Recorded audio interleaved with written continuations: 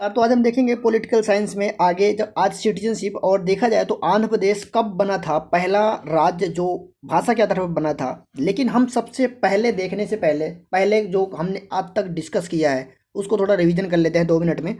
तो सबसे पहले का देखा जाए तो हमने कुछ चीज़ें देखी थी, जैसे आर्टिकल 1 के बारे में देखा था, और हमने सबसे पहले देखा जाता था कॉन्फेडरल, फेडरल और यूनियन के बारे में देखा था। और जैसे आपको पता ही है कि 28 राज्य एंड 8 यूनियन टेरेटरी हमारे देश में। और देखा जाए तो आर्टिकल 2 के हिसाब से क्या कर सकते हैं, जैसे बोल दिया जाए किसी भी फॉरेनर स्टेट को हम अपने देश में मिला सकते हैं। आर्टिकल 3 के हिसाब से किसी भी स्टेट का हमने बाउंड्री नाम चेंज कर सकते हैं।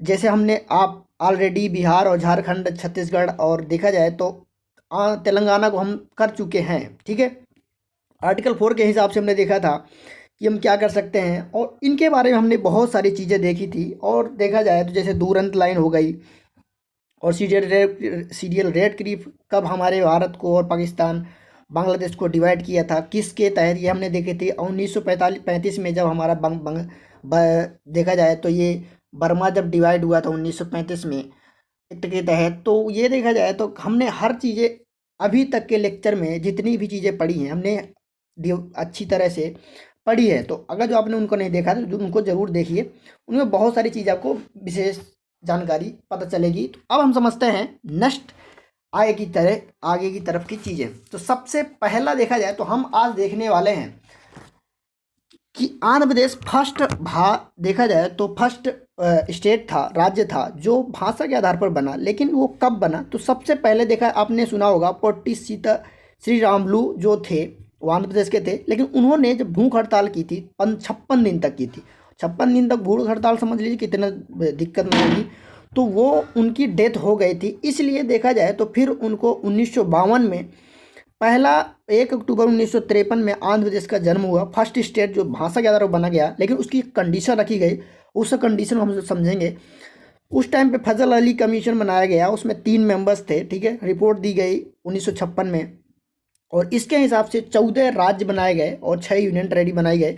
आपको पता ही है कि इस टाइम पे आंध्र प्रदेश देखा जाए तो आंध्र प्रदेश ये है आपका। ठीक है, तो इसको हम लोग समझते हैं कब बना और क्या ज़रूरत थी और इस टाइम पे क्या इसकी कंडीशन है। इसमें कहा गया था जब ये स्टेट बना था भाषा के आधार पर, कहा गया था कि कोई भी स्टेट जो स्टेट भाषा के आधार पर बनाया गया जाएगा, उस स्टेट में कोई भी उस स्टेट के लोग ये नहीं कह सकते कि ये हमारी ये पार्टिकुलर भाषा के बोलने वाले बस इस स्टेट में रहेंगे। ये कंडीशन लगाई गई थी।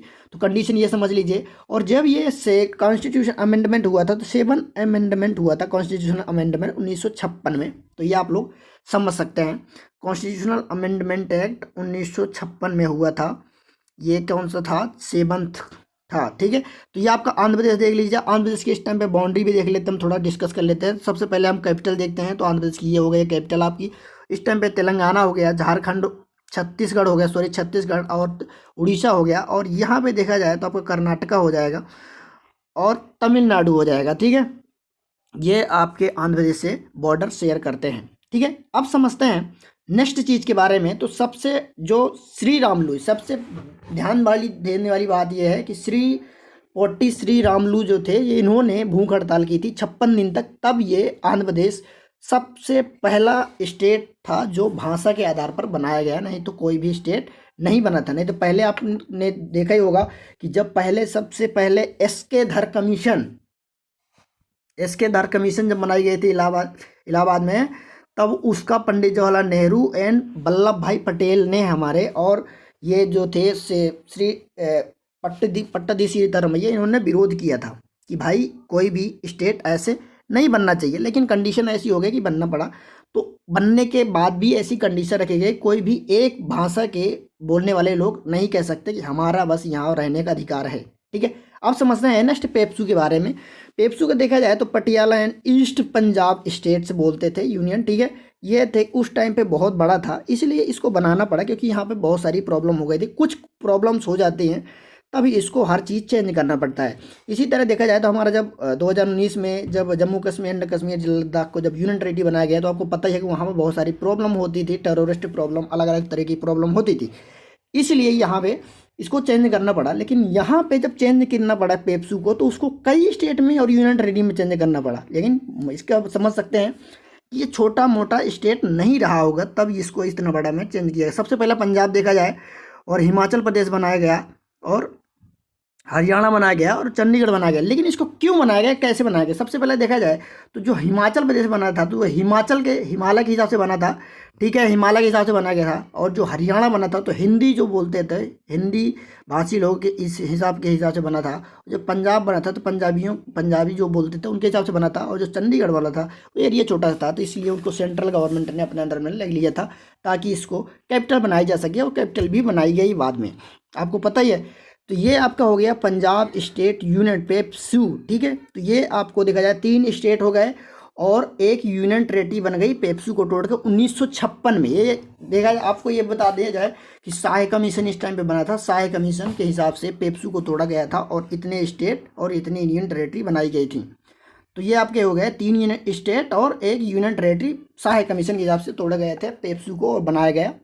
फिर इतने स्टेट पंजाब, हरियाणा और हिमाचल प्रदेश एंड चंडीगढ़, ठीक है। अब समझते हैं सिटीजनशिप पार्ट 2 के अंदर रखा गया है सिटीजनशिप 5 से 11 तक।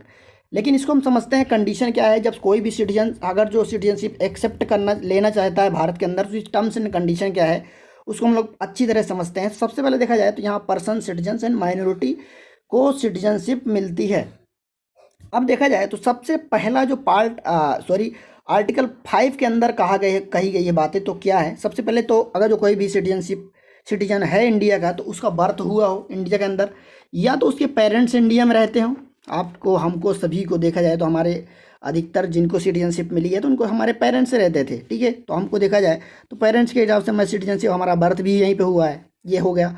लेकिन जो 3rd नंबर जो दिया है, सी नंबर जो दिया है नंबर, ये आपका पहले बर्थ हो गया, फिर दूसरा हो गया पेरेंट्स, तीसरा आपका जो बिफोर 5 ईयर्स।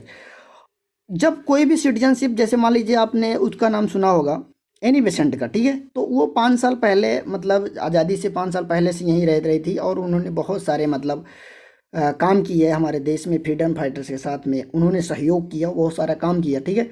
तो जो भी मतलब आज़ादी से 5 साल पहले से इंडिया के अंदर रह रहा होगा उसको सिटीजनशिप अपने आप मिल जाएगी, ठीक है, उसको सिटीजनशिप दी जाएगी।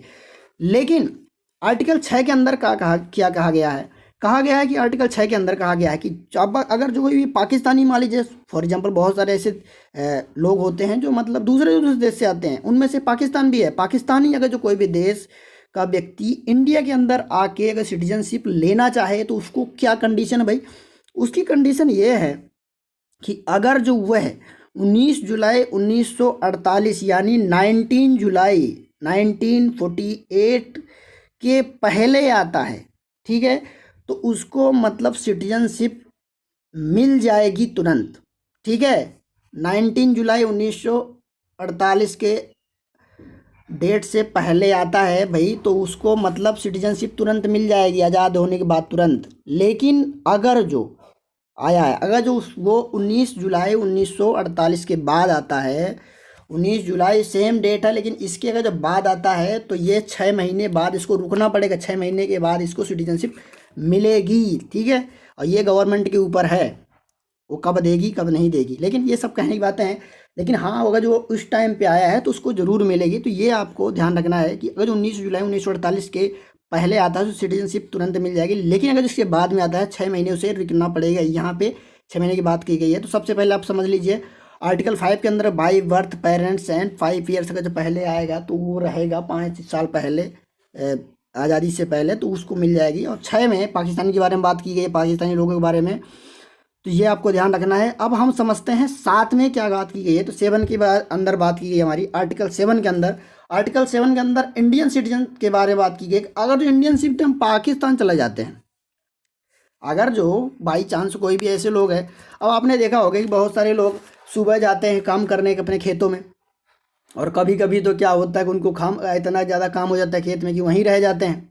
और फिर अगले 2-3-4 अब किसानों को तो पता ही होगा, हम तो भाई किसान से हैं तो हमें तो पता है कि वहाँ से लोग जब जाते हैं, कोई ऐसे किसान होते हैं कि अपने खेतों में ही 3-3 एक हफ्ते 2-2 3-3 दिन 4-4 दिन तक रहते हैं, पानी वानी लगाना पड़ता है। तो वहाँ पे इसी तरह ये भी हमारी सिटीजनशिप इंडियन के हिसाब से, मान लीजिए कभी कोई भटक जाए कहीं, मान लीजिए जो जाना चाहे घूमने चला गया, सोचा कि वहीं पे पाकिस्तान में, अब वहाँ पे जब गया तो वहाँ पे एक साल मार काट देगा, वहाँ सारी चीज़ें, बहुत सारी चीज़ें देखी, आपको पता ही है पाकिस्तान के बारे में, बताने की ज़रूरत है नहीं।